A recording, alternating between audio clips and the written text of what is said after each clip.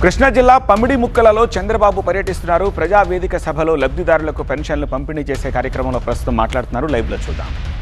Party ఆఫీసులోనే ఉంటాడు. ఆయన్ని గౌరవించడానికి కుమార్ రాజాని ప్రమోట్ చేశాం. అయితే వాళ్ళ నాన్న పని చేసినప్పుడు ఎంట్రీ మాత్రం ఇచ్చాం తప్ప ఆయన పని చేయకపోతే మాత్రం నేను ఆయనతో ఉండనని మరొకసారి మీ అందరికీ తెలియజేస్తున్నా.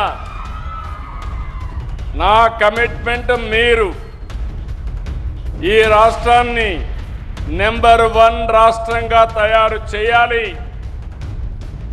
తెలుగు జాతిని నెంబర్ 1 తెలుగు జాతిగా ప్రపంచంలో తయారు చేయాలని నా సంకల్పం. అలాంటప్పుడు ఎమ్మెల్యేలందరూ కూడా సమర్థవంతంగా పనిచేయాలి. మీ ఆనందం చూసా, మీ అభిమానం చూసా కుమార్ రాజాని అభినందిస్తున్నాను. ఇప్పుడు నిజంగానే అభినందిస్తున్నానని చెప్పి కూడా నేను మీకు తెలియజేస్తున్నాను. నేను అందుకే ఇది అవుతానే ఆఫీసర్స్ కూడా మీకే చదివినిపిస్తాను. ఎవరు పని చేస్తున్నారు, ఎవరు పని చేయలేదు, నేనేదో తయారు చేయడం లేదు. మీరిచ్చిన అభిప్రాయాలే వాళ్ళకు కూడా చెప్పి తప్పులుంటే కరెక్ట్ చేసుకోమనడం, ఒకవేళ కానీ బాగా చేస్తే అభినందించడం నా బాధ్యత. నిన్ననే నాకు మొన్న బాంబేలో ఒక అవార్డు ఇచ్చారు, business reformer of the year. అంటే మన రాష్ట్రంలో చేసే పనులన్నీ దేశమంతా గుర్తించింది. ఆ అవార్డు నాకు రాలా, రాష్ట్రానికి వచ్చింది, మంత్రులకు వచ్చింది, అధికార యంత్రాంగానికి వచ్చింది. నేను అందుకే వాళ్ళందరికీ అంకితం చేయడం కోసం నిన్న మీటింగ్ పెట్టి ఆ మీటింగ్లో మళ్ళీ వాళ్ళందరినీ భాగస్వాములు చేసి ముందుకు పోయాను.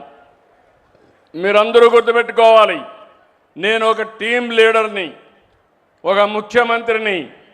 టీం బాగా పనిచేస్తే నాకు బాగా మంచి పేరు వస్తుంది.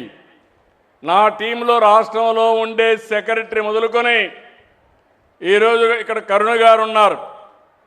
ఆవిడ పెన్షన్లు ఇస్తుంది, ఊరూరు ఆవిడ రాదు. కానీ 1,66,000 మందితో మీ పెన్షన్ ₹1 అవినీతి లేకుండా ఇస్తే అది ఆవిడ క్రెడిట్లోకి వస్తుంది. ఆవిడ కూడా ఒక టీం లీడర్. ఇప్పుడు నేను అభినందిస్తున్నా ఒక మహిళా ఆఫీసర్.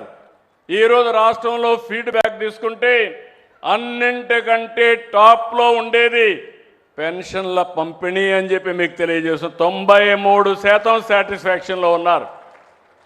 వినూత్నంగా ఎప్పటికప్పుడు చేస్తున్నారు. అదే సమయంలో ఈరోజు మీరందరూ గుర్తుపెట్టుకోవాల్సింది, ఇక్కడికి వచ్చినప్పుడు పోలవరం, అమరావతి నిర్మాణాలు, పారిశ్రామిక కారిడార్లు, లాజిస్టిక్స్, వ్యవసాయం, అగ్రిటెక్,